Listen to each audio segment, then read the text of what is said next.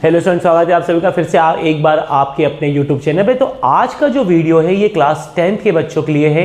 Exercise 3.2 में से एक बहुत इंपॉर्टेंट क्वेश्चन मैंने लिया है जिसमें आपको y बराबर, आप बुक खोल लीजिएगा तो आपको क्वेश्चन मिल जाएगा जहां पर आपको ऐसे दो समीकरण दिए होंगे और आपसे कहा गया होगा कि y बराबर mx+3 हो तो m का मान ज्ञात करो।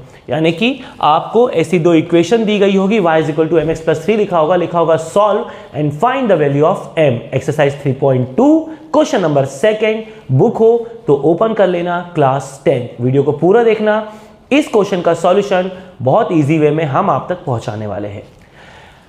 तो ये दो इक्वेशन आपके सामने हैं, ठीक है। अब ये दो इक्वेशन आपके सामने हैं।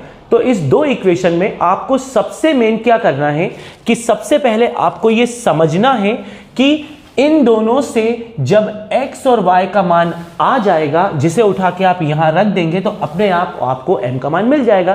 क्योंकि क्लास 10th में चैप्टर 3 में दो मेथड होती है, एलिमिनेशन और सब्स्टिट्यूशन, प्रतिस्थापन विधि और विलोपन विधि। क्योंकि ये एक्सरसाइज 3.2 का है और वहां पर प्रतिस्थापन विधि लगाई जाती है, सब्स्टिट्यूशन, तो मैं आपको ये सब्स्टिट्यूशन से ही बताऊंगा। पर ऐसा जरूरी नहीं है कि इसे आपको सब्स्टिट्यूशन से ही करना पड़े, आप इसे एलिमिनेशन मेथड से भी कर सकते हैं। तो आइए आज के वीडियो को शुरू करते हैं, एंड तक देखिए, मजा आएगा। तो सबसे पहले ये जो दो इक्वेशन आपको दी है, आप इसे मान लो 1 और 2 और सबसे पहले सॉल्व करो समीकरण 1 को। यानी आप इक्वेशन 1 को लो, फ्रॉम इक्वेशन 1 में इक्वेशन 1 को लो। यहां आपको लगानी है सब्स्टिट्यूशन मेथड। तो सब्स्टिट्यूशन मेथड के लिए आपको लिखना है समीकरण 1 में प्रतिस्थापन विधि द्वारा। इस विधि को अपन कहते हैं प्रतिस्थापन विधि द्वारा, प्रतिस्थापन विधि द्वारा, और इंग्लिश में हम इसे कहेंगे सब्स्टिट्यूशन मेथड। तो इक्वेशन 1 में हम लगाएंगे सब्स्टिट्यूशन मेथड। कैसे लगाते हैं? तो प्रतिस्थापन विधि ये होती है, यहां पे दो वैल्यू जो आपके पास होती है उनमें से हम निकालेंगे x की वैल्यू। तो हमने 2x को वैसे ही रहने दिया, इक्वल लगाया, 11 रहा। सबसे पहले इसको उधर पहुंचाइए तो प्लस का 3y जाके हो गया माइनस का। उसके बाद यहां जो नंबर आप इनटू में देख रहे हैं इसे पहुंचा दो डिवाइड में।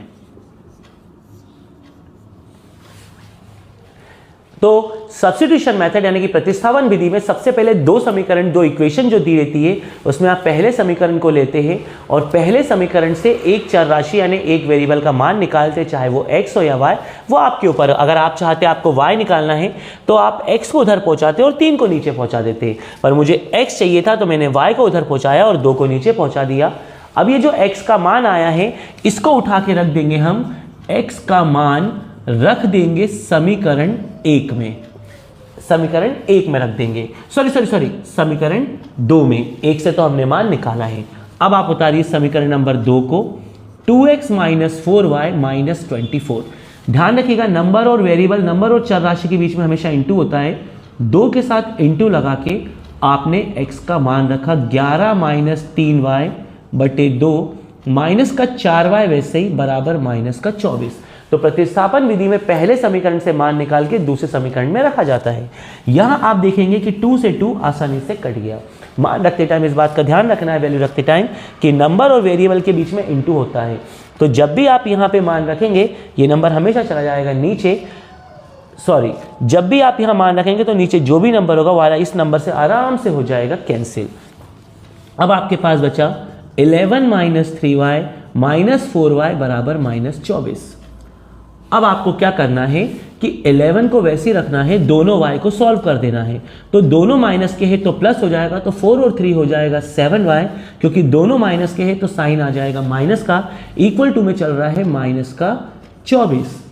इसके बाद आपका काम क्या है? अब आपको y निकालना है। तो y को अकेला करो, तो सबसे पहले 11 को वहां पे ट्रांसफर करो, तो माइनस का 7y वैसे ही रहेगा, माइनस का 24 प्लस का 11 इधर आके हो जाएगा माइनस का, तो माइनस का 7y, दोनों माइनस के हैं, जुड़कर 35 होगा। 7 को नीचे पहुंचा दो, 35/-7, माइनस से माइनस कट गया और 7 का 35 में डिवाइड करेंगे तो आपको मिलेगा 5। फर्स्ट इक्वेशन से आपने x का मान निकाला, सेकंड इक्वेशन में उसको x की जगह आपने रखा, नंबर से नंबर कट गया, ये बच गया। दोनों y आपने कर दिए प्लस, नंबर को कर दिया दूसरी तरफ ट्रांसफर, यहाँ के नंबर को नीचे पहुँचाया, आपको y का मान मिल गया। अब ये जब y का मान आ चुका है तो इस y की वैल्यू को आप पुट कर दो इक्वेशन 1 में।